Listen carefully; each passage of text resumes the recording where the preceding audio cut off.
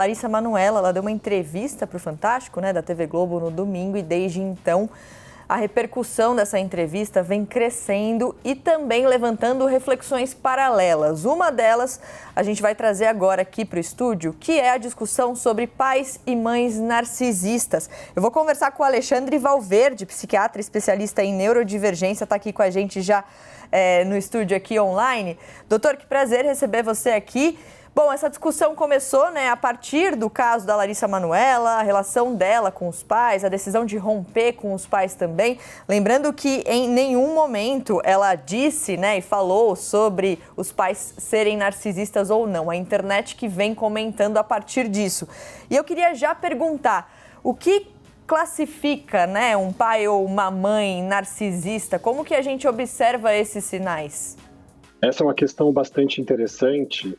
A gente tem que entender que a gente pode estar falando de um transtorno de personalidade, então a gente tem que entender primeiro o que é isso. Um transtorno de personalidade é uma pessoa que, pelo seu comportamento, gera mal a si ou às pessoas que estão em volta de si e que não aprendem com as lições da vida.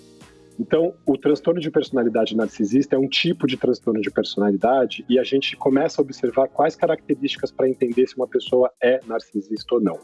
A gente vai olhar primeiro um aspecto ligado à empatia. Na verdade, essas pessoas têm o que a gente pode chamar de uma anempatia, uma dificuldade de empatizar com a pessoa com que ela está se relacionando, seja um parente, seja um amigo, seja um colega de trabalho.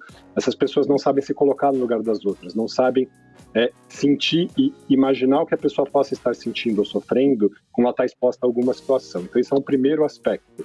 As pessoas narcisistas, elas têm uma conduta em casa e uma conduta na sociedade.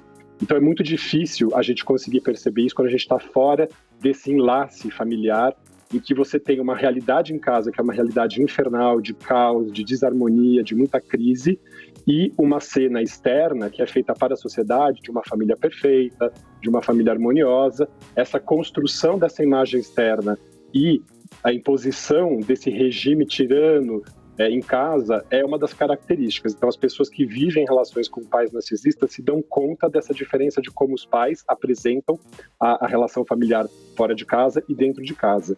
E você tem todos os abusos que podem ser perpetrados contra essa pessoa, né, esse filho, essa filha que vivem nessa família disfuncional. E aí a gente pode pensar em abuso psicológico, em abuso físico, em abuso sexual, em abuso financeiro.